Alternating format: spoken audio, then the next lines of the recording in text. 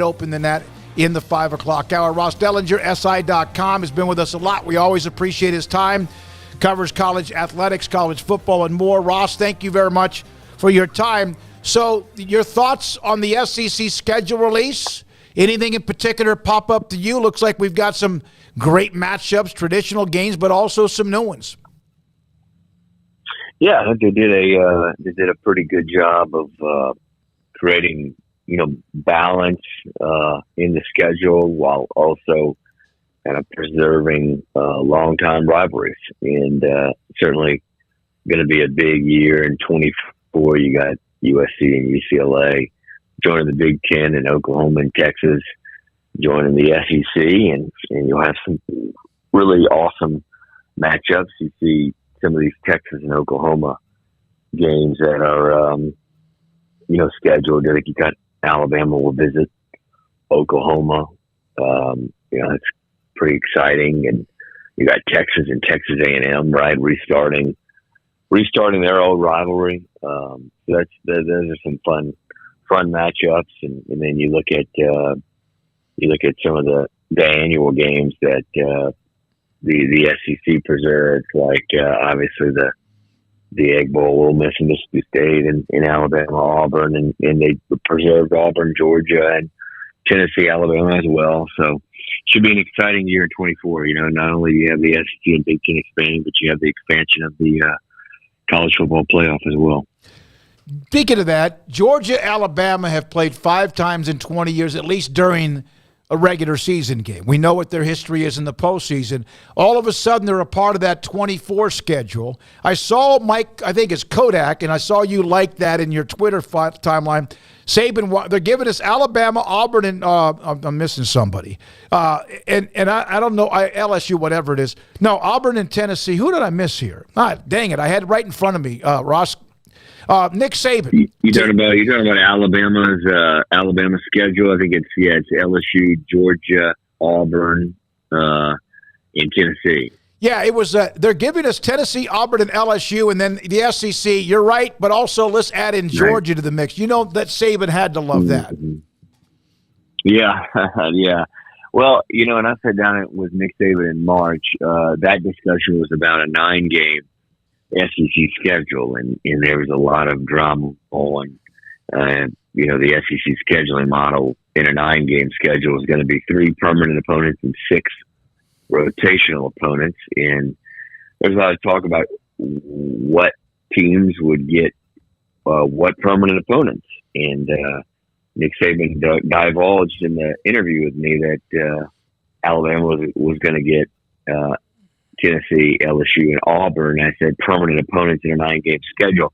However, the SEC didn't go with the 9-game schedule. They'll at least play 8 games in 2024. I think they'll eventually go to a 9-game schedule. But yes, Nick Saban was complaining about the 3 permanent opponents that they would get in a 9-game schedule. And lo and behold, they get those opponents in the 8-game schedule plus Georgia. So I don't know if we've heard Nick Saban weigh in yet, but I would imagine that he's not thrilled, But look, any schedule in the SEC, especially with Texas and Oklahoma joining, it's going to have its hurdles. And I think for years now, Alabama, has gotten the benefits of certain things, now maybe.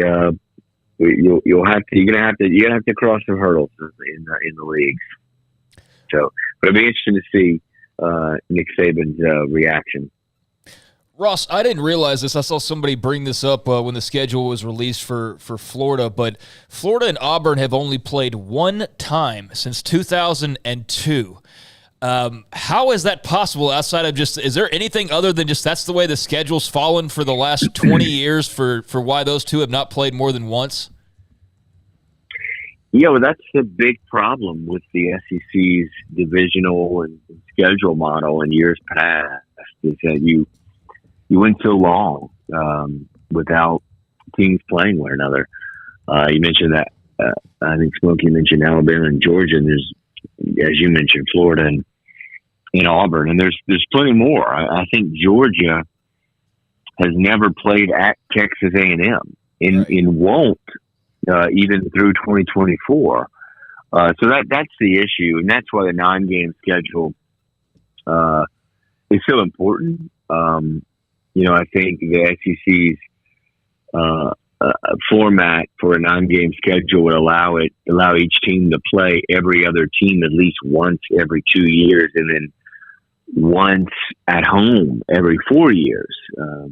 And so that's, I think, the future model that they'll go to.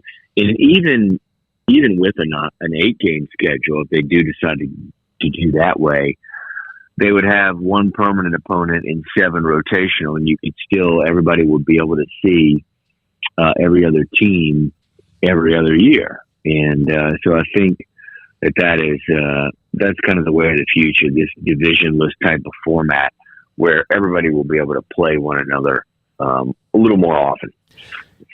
Ross, you were all in the summit last week in D.C., the NIL comments and the IRS and all that, and I know you had a visit with Charlie Baker. What is your take on the announcement or the, I guess, discussion about tax exempt or not? Charlie Baker seems to believe that should be the case, right?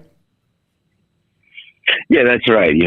It's fairly significant news. Last Friday, the IRS finally weighed in on nonprofit NIL collectives who advertise that they will basically give tax deductions on donations for NIL.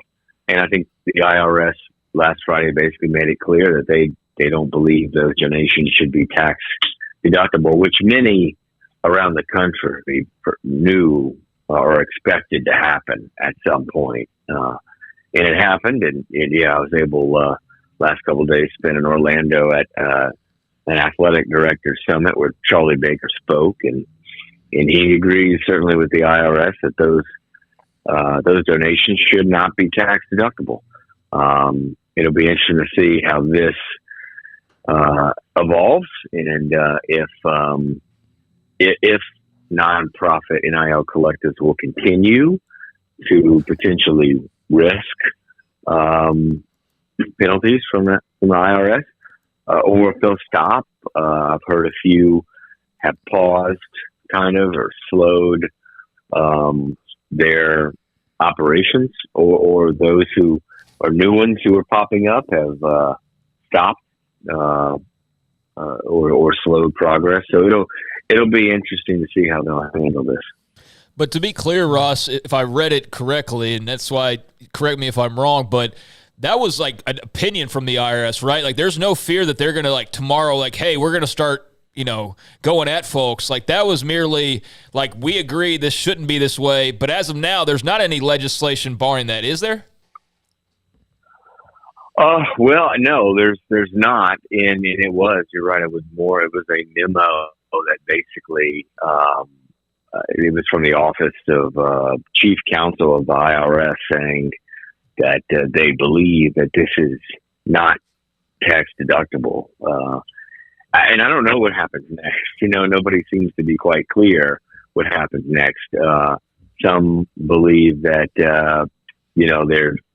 the IRS might take it a step further, and you might see some penalties charged against those donations that were made in the past. Others maybe seem to think that just those in the future will be penalized if they're deductible.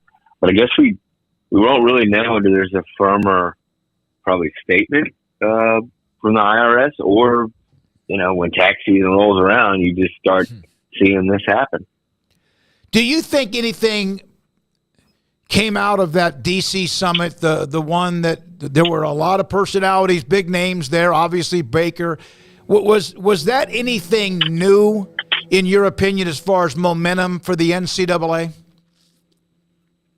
Not really. It was a busy week up here last week. You had the SEC leaders were on the Hill. You had SEC on the Hill. All the coaches, or a lot of the coaches, and a lot of the athletic directors, and even some of the school presidents came to D.C. To visit their lawmakers and lobby for federal legislation, including Nick Saban, and then you're talking about what happened the next day, which was a summit kind of hosted by Arizona in D.C. and had speakers and panels and to discuss the issue of NIL. I don't know that there was anything groundbreaking that happened based off of it. You had a lot more conversation on it. There are a lot more, big leaders involved. Greg Sankey was involved in that summit, and so was Charlie Baker. The problem is, well, there's a lot of problems in getting legislation through Congress, but the Democrats and Republicans don't agree on NIL legislation and what it should look like. And the Democrats control one part of Congress, and the Republicans control the other, and it just makes it really hard to get legislation through. And on top of all that, you have got a lot more important things probably going on in the country than this. And so I think a lot of people would be pretty surprised if you actually had a bill passed by the end of the year, which is what Charlie Baker and others have put as a deadline, because once the presidential election season arrives, congressional action crawls to a stop. Last things, Ross, what were your thoughts when the story yesterday came out that Texas Tech would honor Mike Leach? Finally, of course, he's gone, and we know how that ended in Lubbock. Yeah, it didn't end real well. We were talking about this on our podcast earlier today, me and Dan Wetzel and Pat Forty, and we talked about, the question was, would Mike Leach be happy about this if he were still around? And I'm not so sure. I think that, Mike Leach believed that he was owed money by Texas Tech, and I think I don't know that he would have accepted the honor or attended or whatnot. It is interesting. It's a nice gesture, obviously, by Texas Tech, but certainly Mike Leach, he passed on with a pretty significant chip on the shoulder when it comes to the situation at Tech. So it's all very very interesting situation. You wonder what the Leach family thinks, because I know just talking to people close to Mike Leach that he was still pretty angry and frustrated to the very end at what happened at Texas Tech, and they were too. Glad you're feeling better, Ross. Great to have you on the show. Thank you. All right, guys. Ross Dellenger, SI.com, with us on 365 Sports. So the last hour, Sam Kahn, Max